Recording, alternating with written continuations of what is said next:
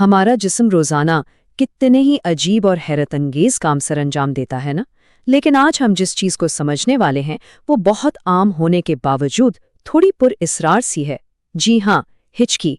आज के इस एक्सप्लेनर में हम देखेंगे कि जब अचानक से हिचकी लगती है तो हमारे जिस्म की इस पेचीदा सी मशीन के अंदर आखिर चल क्या रहा होता है।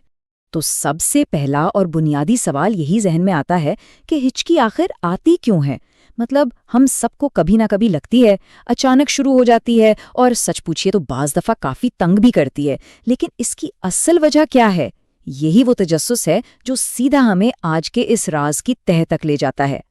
खैर, साइंस और हकीकत की तरफ आने से पहले ये बहुत ज़रूरी है कि इन पुरानी बातों को जिक्र हो जिन्हें सुन सुनकर हम सब बड़े हुए हैं। एक ऐसी कहानी जो हम सब के जहनों में बिल्कुल नक्श हो चुकी है। और वो मशहूर लोक कहानी क्या है? बचपन से हमें यही सुनाया गया है ना कि जब भी अचानक हिचकी आए तो समझ जाओ कोई बहुत शिद्दत से याद कर रहा है। ये एक ऐसी दिलचस्प बात है जिसे कभी ना कभी हम सबने सच माना है। क्योंकि सच कहूँ तो ये सोचकर ही बहुत अच्छा लगता है कि कोई दूर बैठा हमारा जिक्र कर रहा है ना? लेकिन अब वक्त आ गया है इस मासूम से मफरूज़े को हकीकत के तराजू में तोलने का। क्या वाकई को याद कर रहा होता है, या फिर ये सिर्फ जिस्म के अंदर होने वाला एक खालिसतन तबई और जिस्मानी रिएक्शन है?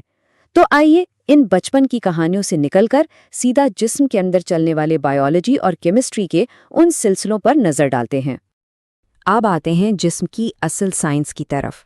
थोड़ी देर के लिए फ़र्ज़ करें कि हम किसी जासूस की तरह अपने ही जिस्म के अंदर फिट इस शानदार मशीनरी का मुआयना कर रहे हैं, और यहाँ से पता चलता है कि इस पूरे अमल में कौन कौन से आज़ा शामिल हैं और वो आपस में मिलकर कैसे काम करते हैं।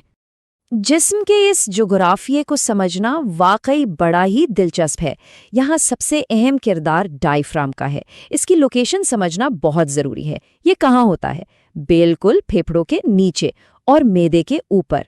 इन दोनों आज़ा के दरमियान ये जो छोटी सी और तंग सी जगह है ना, यही दरअसल इस पूरे राज को सुलझाने की चाबी है। अच्छा, अब देखें कि जब सब कुछ नॉर्मल होता है तो क्या होता है। हमारा जिस्म एक परफेक्टली सिंक्ड मशीन की तरह काम करता है। जब हम एक आम सा सांस लेते हैं तो डायफ्राम कुदरती तौर पर नीचे की तरफ हरकत करता है। इसके नीचे जाने से फेफड़ों को फूलने के लिए खाली जगह मिल जाती है और फिर वो उस जगह का फ़ायदा उठाते हुए पूरी तरह हवा से भर जाते हैं। कितना बेऐब और ज़बरदस्त निज़ाम है ये। लेकिन कहानी में असल मोड़ तब आता है जब इस बिल्कुल हमवार से अमल में कोई रुकावट पैदा होती है। और अब हम देखेंगे कि कैसे हमारी अपनी आदतें इस बेहतरीन हयातियाती निज़ाम में खलल डाल देती हैं।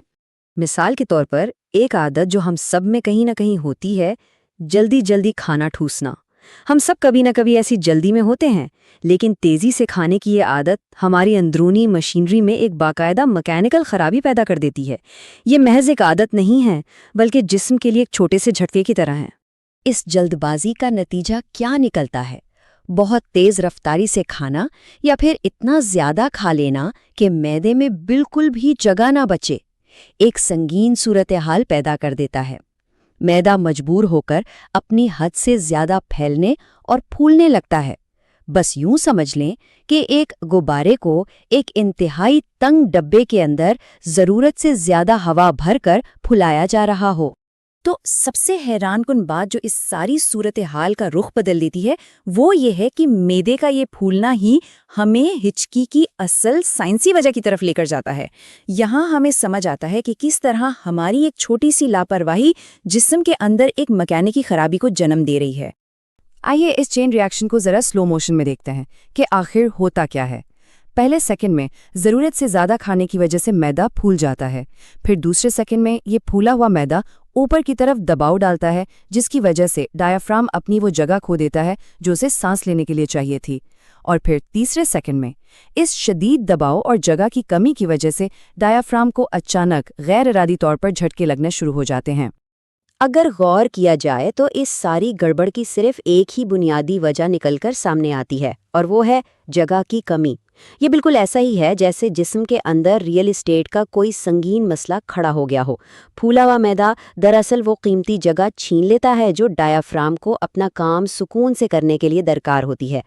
और नतीजा, جب ڈایافرام کو اس دباؤ کی وجہ سے بار بار جھٹکے لگتے ہیں تو ہماری سانس لینے کی وہ نارمل اور ہموار ترتیب جس کا ہم نے ابھی ذکر کیا تھا وہ مکمل طور پر بگڑ جاتی ہے۔ اسی میکینیکل خرابی کے نتیجے میں ہمیں ایک دم سے ہچکی آتی ہے۔ تو یہ بالکل ایک خالص جسمانی خرابی ہے، نہ کہ کسی دور بیٹھے شخص کا بھیجا ہوا کوئی پیغام۔ تو ان سب باتوں کو سمجھنے کے بعد اب سوچئے ذرا، اگلی بار جب ہچکی آئے تو کیا واقعی کوئی دل سے یاد کرا ہوگا، یا پھر بس کھانا ہی ذرا جلدی جلدی کھایا گیا ہے؟